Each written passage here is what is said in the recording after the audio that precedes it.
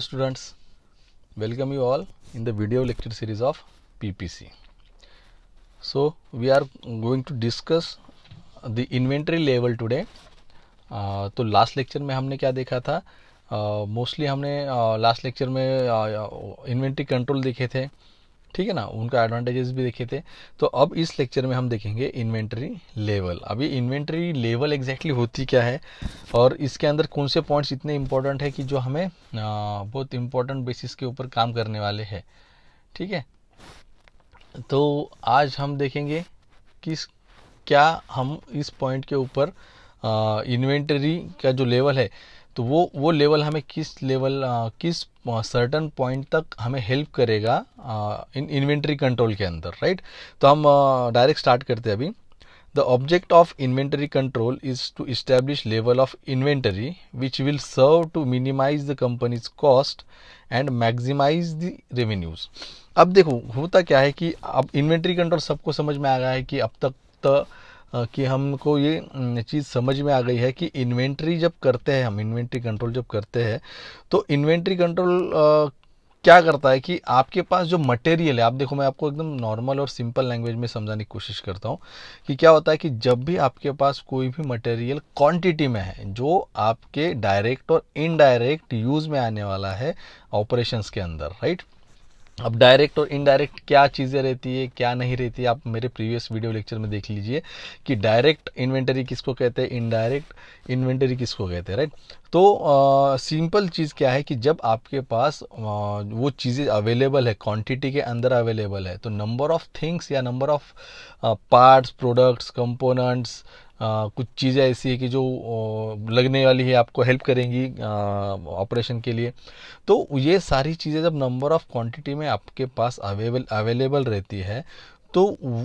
उसका आपको प्रॉपर तरीके से जब आप काउंटिंग करके रखते हो, लेवल लगाने क्या कि आपके पास उसका प्रॉपर तरीके से काउंटिंग, यानी कितने हमने लाए थे, अपने पास प्रोडक्ट कितने अवेलेबल है, कितने यूज़ हुए हैं, कितने स्क्रैप में गए, तो इसका सब जब डेटा आपके पास अवेलेबल रहता है तो क्या हो जाता है कि आपको एक हेल्प होती है कि जो भी आपका टाइम जो कंज्यूम होने वाला था वो टाइम और एक बचता है, कंपनी की जो कॉस्टिंग होती है, ठीक है ना, तो कॉस्टिंग भी क्या हो जाती है कि वो बचती है। अब आप कहोगे कि कॉस्टिंग का और जो मटेरियल अपने पास अवेलेबल है या नहीं है उसका क्या कनेक्शन है। देखो अब क्या हो जाता है कि जब भी आपके पास कोई मटेरियल है अवेलेबल है, रॉ मटेरियल आपने ऑलरेडी लेके रखा हुआ है, लेकिन आपने उसका प्रॉपर तरीके से इन्वेंटरी नहीं किया, इन्वेंटरी नहीं किया यानी क्या कि उसको प्रॉपर तरीके से आपने लिस्टिंग नहीं किया है, प्रॉपर तरीके से उसको स्टोर नहीं किया है, उसको कोडिंग नहीं दिया गया है, उसका प्रॉपर डेटा आपने रखा नहीं है, उसको कहीं से सॉर्ट करके नहीं रखा, यानी कल चल के जब आपको उसकी ज़रूरत गिरेगी तो आपको वो ऑन द स्पॉट अवेलेबल या मिलेगा। अगर ऐसी कुछ प्रायोरिटी बेसिस के ऊपर अगर आपने उसका कुछ सॉर्टिंग नहीं किया होगा तो आपको इनडायरेक्टली प्रॉब्लम क्या आ जाता है कि जब आपको उस चीज़ की ज़रूरत लगती है तो आपको वो टाइम पे मिलता नहीं और आपका उसमें टाइम निकल जाता है। तो आप एक सर्टेन टाइम तक ढूंढते हो लेकिन आप पे जब प्रेशर रहता है कि आपका finish good product certain time और ड्यूरेशन के अंदर हमें चाहिए, जब वेंडर से कस्टमर से वेंडर से मार्केट से जब डिमांड आती है तो आपको वो फुलफिल करने के लिए आप क्या करते हो कि जब आपके पास ऑलरेडी मटेरियल अवेलेबल है लेकिन वो मिल नहीं रहा तो आप इनडायरेक्टली क्या कर देते हो कि और मटेरियल लेके आ जाते हो प्रेशर के अंडर में। तो हो जाता क्या कि आपका रॉ मटेरियल फिर से आपको खरीदना पड़ा। तो एक एग्जांपल दे रहा हूँ मैं इस टाइप का। तो ये चीज़ से क्या हो जाता है कि आपका कॉस्टिंग तो बढ़ गया कंपनी का, राइट। तो फिर आपका रेवेन्यू जनरेट जो होना था वो जनरेट हो नहीं रहा, उल्टा आप क्या कर रहे हो कि आपका कम रेवेन्यू के अंदर आप आपका काम कर रहे हो। तो ये चीज़ें ना हो इसलिए इन्वेंट्री कंट्रोल करते हैं। और इन्वेंट्री कंट्रोल करते समय क्या हो जाता है कि आपको उसकी लेवल भी एक ऑटोमेटिक बन जाती है। जब इन्वेंट्री यानी उस लेवल बनना यानी क्या कि आपके पास एक प्रॉपर रिकॉर्ड रहना स्टार्ट हो जाता है कि किस तरीके से मेरे पास मटेरियल है, कहाँ पे मैंने अवेलेबल करके रखा है, कहाँ पे मैंने उसको सॉर्ट करके और स्टोर करके रखा है। तो इसकी हेल्प आपको कब होती है कि जब आपको उसकी ज़रूरत गिरती है। तो इसलिए यहाँ पे क्या है, इन्वेंट्री कंट्रोल एक लेवल, ये एक चीज़ बहुत इंपॉर्टेंट है, डिटरमाइनिंग इन्वेंट्री लेवल, राइट। तो अब देखते हैं, the amount of inventory of company should carry is determined by 4 basic variables. यानी क्या कि जो आपके पास इंडस्ट्री या कंपनी के अंदर जितनी भी इन्वेंटरी अवेलेबल है वो डिटरमाइन किस पे होंगी, 4 बेसिक वेरिएबल्स उन्होंने कहा है कि ऑर्डर क्वांटिटी के ऊपर आपको आपका इन्वेंटरी लेवल इस्टेब्लिश भी कर सकते हो, क्रिएट भी कर सकते हो और यूज़ भी कर सकते हो। तो ऑर्डर क्वांटिटी के ऊपर भी होता है, लीड टाइम पे भी होता है, सेफ्टी स्टॉक के ऊपर भी होता है, रीऑर्डर पॉइंट पे भी होता है, राइट। तो ये 4 जो बेसिक वेरिएबल्स है, इस वेरिएबल्स के ऊपर आप इन्वेंटरी लेवल इस्टेब्लिश कर सकते हो। इन्वेंटरी लेवल इस्टेब्लिश करना यानी क्या कि आपको कितना रॉ मटेरियल चाहिए या ऑलरेडी आपके पास जितना रॉ मटेरियल ऑलरेडी है या जो भी मटेरियल आपको ज़रूरत लग रही थी वो सारे मटेरियल जब आपके पास अवेलेबल है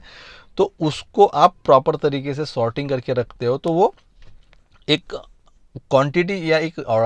इंफॉर्मेशन इस तरीके से दे देती है आपको कि आपका वहाँ पे कंपनी का टाइम भी बच रहा है, कॉस्टिंग भी बच रहा है और आपका कंपनी का रेवेन्यू जनरेट यानी मैक्सिमम जनरेट करने में वो आपको हेल्प कर सकता है, राइट।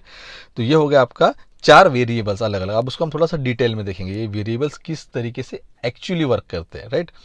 तो इसके लिए थोड़ा समझने के लिए आपको देखो क्या करना है, एक इन्वेंट्री कंट्रोल बोल के एक छोटी सी फिगर दिख रही है आपको आपके स्क्रीन के ऊपर। अब ये फिगर देखो किस तरीके से, ये फिगर है आपका जो 100 रहता है ना, 100 यानी आप उसको क्या कहेंगे, जो भी 100 व्हील रहता है, कटर उस टाइप का जो भी आपने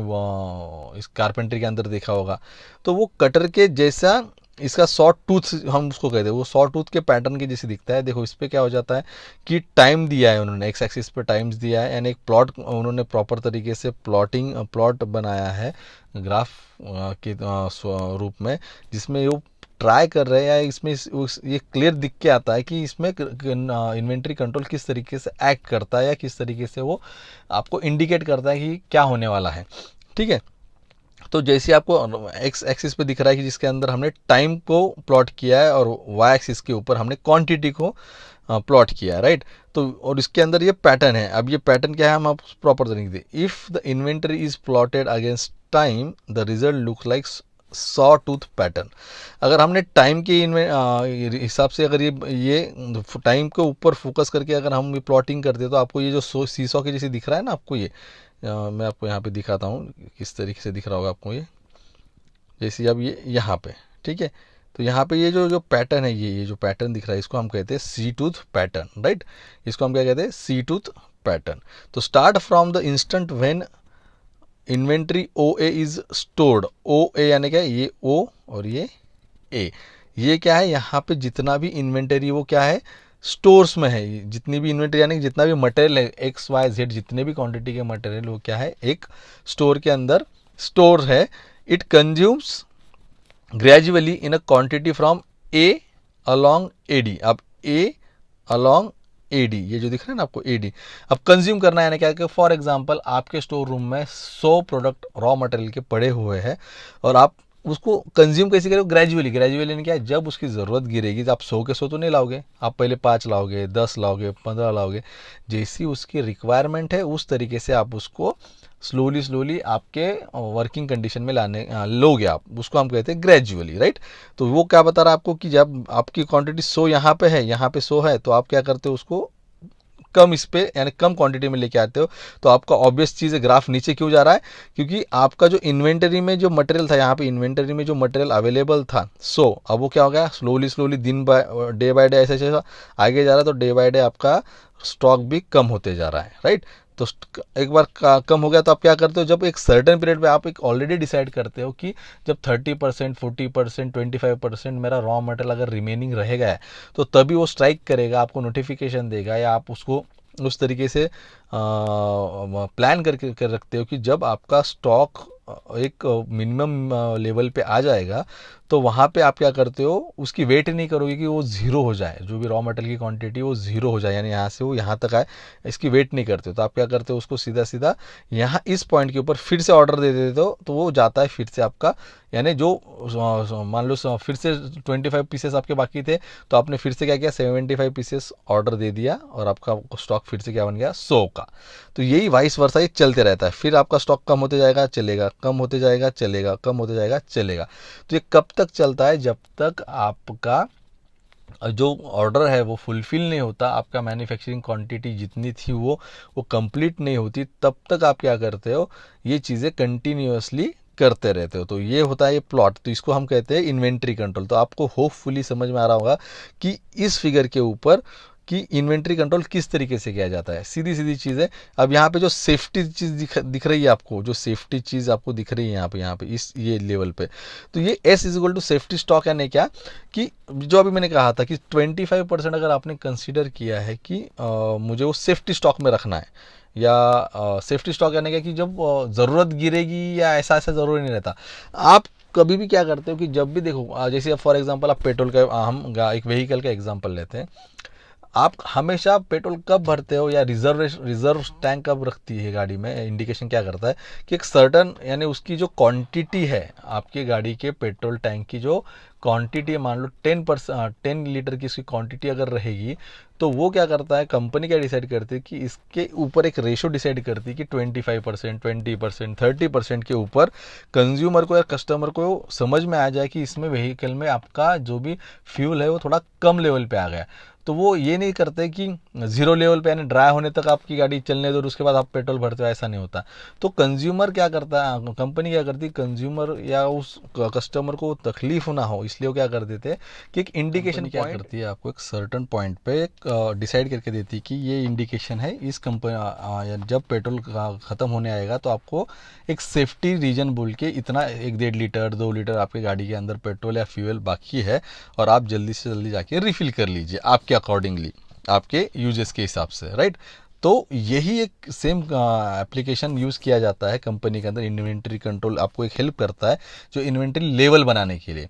कि क्या हो जाता है कि जब भी आपके पास अगर सेफ्टी स्टॉक अवेलेबल है तो आपको तकलीफ नहीं होती जब मैंने फ्यूचर में और अगर कुछ डिमांड आ रही है, कुछ और पर्सनल लेवल पे कहो या कुछ मार्केट लेवल पे कहो, अगर आपकी डिमांड बढ़ती जा रही है तो आपको इस सेफ्टी रीजन की वजह से, सेफ्टी स्टॉक की वजह से तो ये तकलीफ होती नहीं है, ठीक है। तो ये चीज़ बहुत अच्छी रहती है कि आपको जो भी कंज्यूमेबल आइटम रहेगा तो वो कंज्यूम तो होते रह रहा है, लेकिन जब आपको समझ में आ रहा है कि मेरा कंज्यूमेबल आइटम अभी ख़त्म होने आ रहा है, तो उसके लेवल पे मैं क्या करूँगा, उसको फिर से रीफिल कर लूँगा, यानी रीफिल, रीऑर्डर, जो भी टर्मिनोलॉजी यूज़ की जाती है वो वहाँ पे की जाती है, ठीक है। तो नेक्स्ट है रीऑर्डर पॉइंट। रीऑर्डर पॉइंट यानी क्या, देखो अब इसमें उन्होंने फिर से वही इस फिगर का ही एक एग्जाम्पल लिया है, एजम्पशन लिया है। It is a pre known that it takes L days between initiating the order and receiving the required quantity. यानी क्या, जो डेज है L, यानी यहाँ पे जो इंडिकेट किया जा रहा है L, यहाँ पे मैं दिखाता हूँ आपको, यहाँ पे जो L इंडिकेट किया जा रहा है देखो यहाँ पे, तो इनका क्या कहना है कि ये डेज में रहता है। ये डेज में क्या रहेगा कि ये प्रीनोन रहता है, कि हम कंसीडर कर लेते हैं कि भाई इतने डेज के अंदर, यानी यहाँ पे ऑर्डर आ चुकी है और हमें वो ऑर्डर, वो क्वांटिटी रिसीव्ड करनी है। फॉर एग्जांपल मुझे ऑर्डर आ गई और मैंने ऑर्डर दे भी दी, तो ऑर्डर देने तक और वो मटेरियल या वो जो भी क्वांटिटी है वो को रिसीव करने तक जो बीच में का पीरियड रहेगा, उसको उस उतने पीरियड को या उतने डेज को हम कहते हैं this is the L days, right. तो ये कहेगा L days। Therefore when the quantity reaches the point B, अब क्या है इनका कहना कि देयरफॉर यहाँ पे ये पॉइंट B यहाँ पे दिख रहा होगा आपको, बहुत बहुत वहाँ पे डार्क आ गया, यहाँ पे CB। तो when therefore when the quantity reaches the point B, purchase requisition is initiated. यानी क्या कि क्या हो जाता है कि एक एग्जांपल देता हूँ आपको, यहाँ पे देखिए, जहाँ पे, तो इसको मैं थोड़ा रफ करके आपको प्रॉपर तरीके से समझाने की कोशिश करता हूँ। देखो अब इसमें होता क्या है कि इनका कहना क्या है कि जब आपका क्वांटिटी A से B तक आएगा, यानी A से,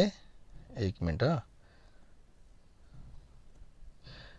A से B तक आएगा, इस पॉइंट तक आपका आएगा, तो वहाँ पे क्या हो जाएगा आपका पॉइंट कि आप वहाँ पे क्या करते हो कि आपकी परचेस ऑर्डर इनिशिएट हो जाती है, कि एक सर्टन क्वांटिटी के ऊपर जब आएगा तो आपका क्या हो जाता है कि हाँ इतना क्वांटिटी ख़त्म होते आया है, अब मुझे ना ऑर्डर देनी पड़ेगी। तो आप क्या करते हो, ऑर्डर देने के लिए आपका ऑर्डर इनिशिएट की जाती है कि हाँ मुझे इतना चाहिए। So that at the point D, यानी आपको D दिख रहा है, when only reserved stock is left, the order material is supposed to reach and again the total quantity shoots up to maximum value। अब इसमें होता क्या है कि दो तरीके से काम किया जाता है। जैसे इंडस्ट्री के अंदर रॉ मटेरियल आपके पास ऑलरेडी अवेलेबल है, तो आप क्या करते हो, A से B पॉइंट आने के बाद आप रॉ मटेरियल स्टॉक को, यानी स्टोर में आपका रॉ मटेरियल मांगते हो कि स्टॉक अवेलेबल है तो मुझे भैया इतने इतने प्रोडक्ट मुझे चाहिए, तो वो क्या करता है, ठीक है आपको मिल जाएगा, और तब तक काम चलते रहता है आपका, और वो तुरंत नहीं देता है, उसको भी 1 दिन 2 दिन या जो भी प्रोसेस करने को 1-2 घंटे लगते हैं, वो प्रोसेस कंप्लीट करता है, और तब तक आपका काम ना अड़क जाए, इसलिए आपका काम होते रहता है। तो तब तक वो काम जब होते रहता है, तब तक बी से डी तक जाने तक के लिए क्वांटिटी भी कम होती है, और एल वहाँ से देखो एल डेज दिया गया है, वो जो डेज है जिसके अंदर आपका रॉ मटेरियल आपको अवेलेबल होने वाला है, रिसीव्ड होने वाला है, उतना पीरियड तक आपका काम होते रहता है। और जैसे ही आपको रिसीव्ड हो जाता है, तो आपके ऑलरेडी जो स्टोर स्टॉक में आपका मटेरियल कम हो जाता है, तो आप क्या कर देते हो, उसको फिर से रिफिल करते हो, एक तो खरीद लेते हो या वापस उसका स्टॉक बढ़ा लेते हो। तो वापस वो क्या हो जाता है, आपका यहाँ से डी से लेके वापस ए लेवल तक वो चला जाता है। तो ऐसे ही वाइस वर्सा काम होते रहता है इसके अंदर, राइट। देन ठीक है, the reorder point indicates that at this time the purchase order should initiated, and if not done so the inventory may exhaust and even the reserve stock utilized before the new material arrives. It may result in stoppage of production. तो जो मैं आपको कह रहा था कि वही कि अगर आपका इनिशिएट ऑर्डर हुआ नहीं, और आपका जो भी जो रिज़र्व स्टॉक था, जो सेफ्टी स्टॉक था, वो भी आपका जब आपको यूज़ करना पड़ेगा, तो आपका ऑटोमेटिकली एक सर्टन पॉइंट आ जाएगा कि आपके कंपनी या इंडस्ट्री के अंदर वो रॉ मटेरियल अवेलेबल ही नहीं रहेगा, जहाँ पे आपको फिर से मैन्युफैक्चरिंग करनी पड़ेगी। तो वो आपको इनडायरेक्टली क्या कर देता है कि आपकी कंपनी के ऊपर फोकस, यानी आपका जो मैन्युफैक्चरिंग क्वांटिटी था, वो मैन्युफैक्चरिंग क्वांटिटी के ऊपर वो इनडायरेक्टली क्या कर देता है, इफेक्ट करता है, और जिसकी वजह से आपका प्रॉपर टाइम जो है था वो वेस्ट हो जा रहा है। वो वेट करेगा नेक्स्ट स्टॉक आने का, तब तक आपका प्रोडक्शन लाइन रुक जाता है, फिर उसके ऊपर से डिमांड बढ़ती जाती है मार्केट की। फिर एक सर्टन टाइम ऐसा आ जाता है कि मार्केट को भी इंटरेस्ट आपके प्रोडक्ट में नहीं रहता, तो उसके बाद वो क्या कर देता है, आपका मटेरियल खरीदेगा नहीं या कम खरीदेगा, तो वहाँ पे इफेक्ट ज़्यादा गिर जाता है। ठीक है, अब यहाँ पे देखो क्या किया है कि लेट अस अज्यूम दैट, एक एग्जांपल लेते हो कि 1 month is required for delivery of 15, शायद मुझे नहीं लगता कि ये एग्जांपल लेने की ज़रूरत है, क्योंकि आपको ये प्रॉपर तरीके से समझ में आ गया है कि किस तरीके से वर्क करते। तो इसमें टाइम अपना कंज्यूम ना करते समय हम नेक्स्ट पॉइंट पे जाते हैं, जैसे lead time. There is always some interval between the time the need for the material is determined and the time the material is actual received. This period is known as lead time. देखो, कोई भी operation करने के पहले, कुछ भी करने के पहले, it's not about engineering process, what ever, एक जनरल लाइफ में भी अगर आपको कोई प्रोसेस करनी है, कोई काम करना है, तो हर चीज़ में एक लीड टाइम होता है। लीड टाइम में यानी क्या, कि जब भी आपको कोई चीज़ करनी है, तो उसके पहले जो प्रोसेसिंग करते हो, यानी मुझे ये चीज़ चाहिए, वहाँ से लेके वो चीज़ मिलने तक के बीच में का जो टाइम रहता है, उस टाइम को हम कहते हैं लीड टाइम। जैसे आप मशीन के अंदर हम कहते हैं कि लीड टाइम रहता है सेटिंग करने के लिए। सेटिंग करना यानी क्या, एक्चुअल मैन्युफैक्चरिंग करने के पहले का टाइम, और जहाँ से आप एक्चुअल सेटिंग करने का स्टार्ट काम कर रहे हो, कि मुझे फॉर एग्जांपल लेद मशीन के ऊपर टर्निंग ऑपरेशन करना है, तो वो ऑपरेशन करने के लिए आपने क्या किया, टूल लिया, टूल को सेट करने के लिए स्पैनर लिया, या जो भी आप उस जो सेटिंग करना स्टार्ट कर देते हो, वो सेटिंग करना और एंड अपने मैन्युफैक्चरिंग प्रोसेस स्टार्ट करने के पहले तक का, ये जो बीच में जितना भी टाइम लगता है, उस टाइम को हम कहते हैं लीड टाइम, राइट। तो ये लीड टाइम भी बहुत इंपॉर्टेंट रोल प्ले करता है आपके इन्वेंटरी कंट्रोल लेवल के लिए। ठीक है, तो it consist of requisition, that is a time RT plus procurement time. अब प्रोक्रूटमेंट टाइम क्या होता है, ये एक चीज़ आपको थोड़ी सी नई लगेंगी, लेकिन सुना तो बहुत होगा आपने। तो प्रोक्रूटमेंट टाइम क्या होता है कि एक्चुअल काम करना है। एक्चुअल प्रोक्रूटमेंट मीन्स क्या, कि जहाँ पे आप एकदम जो काम हो रहा है, यानी ऑनलाइन जो जिस लाइन के ऊपर काम हो रहा है, जिस पॉइंट के ऊपर एक्चुअल वर्क हो रहा है, एक्ट हो रहा है, उसको हम प्रोक्रूटमेंट कहते हैं। यानी वो एक्चुअल उसके लिए जो काम हो रहा है, उसको हम प्रोक्रूटमेंट कहते हैं। और उसके पहले जो होता है, उसको क्या कहते हैं हम, एक लीड टाइम रहता है, कि जिसके अंदर प्रॉपर तरीके से एक्चुअली इनडायरेक्टली टाइम कह सकते हैं हम इसको, इनडायरेक्ट काम करना। और प्रोक्रूटमेंट काम क्या कर रहता है, कि जो काम होने के बाद जिस पे काम कर रहे हैं उसको हम प्रोक्रूटमेंट कहेंगे। ठीक है, तो अब इसमें होता क्या कि देखो, procurement time consist of time taken to deliver purchase order to the seller, right. अब देखो क्या हो रहा है कि इसको हम प्रोक्यूरमेंट टाइम क्या कहते हैं, कि भाई आपका तो रॉ मटेरियल रेडी हो गया, फिनिश गुड प्रोडक्ट तो रेडी हो गया, तो आप इसको क्या कर रहे हो कि जब आप सेलर तक बेचने के लिए जो बीच में टाइम लग रहा है उसको हम कहते हैं procurement time. Time for the seller to get और prepare the inventory for dispatch. अब यहाँ से वापस सेलर क्या कर रहा है कि डिस्पैच करने के लिए जितना भी टाइम उसको लग रहा है उसको भी हम प्रोक्यूरमेंट टाइम कह सकते हैं। Time for inventory to be dispatch from the supplier and to reach the customer, यानी जहाँ जहाँ आपको फिनिश्ड गुड प्रोडक्ट रेडी हो चुका है ना, उसके आगे जो प्रोसेस करने को नेक्स्ट स्टेज पे जाने के लिए जितना भी टाइम लगता है उस स्टेज के उस उतने टाइम्स को हम प्रोक्रूटमेंट टाइम कहते हैं। ये होगा प्रोक्रूटमेंट टाइम, यानी क्या है, पास्ट यानी पोस्ट टाइम कहोगे हम इसको। और लीड टाइम क्या रहता है, प्री टाइम, पहले वाला टाइम रहेगा, इसको हम कहते हैं प्रोक्रूटमेंट टाइम। ठीक है, समझ में आया। तो लीड टाइम भी वही रहता है, लीड टाइम को भी कुछ अलग बोलने की ज़रूरत नहीं कि लीड टाइम आपको समझ में आ गया होगा कि लीड टाइम क्या रहता है। Then safety stock. Safety stock क्या है कि सेफ्टी स्टॉक जो आपको मैंने बताया था कि सीधा सीधा है कि जो रिजर्व क्या मटेरियल आपके पास अवेलेबल है, अगर फिगर के ऊपर जाओगे तो Q डिवाइड बाय A,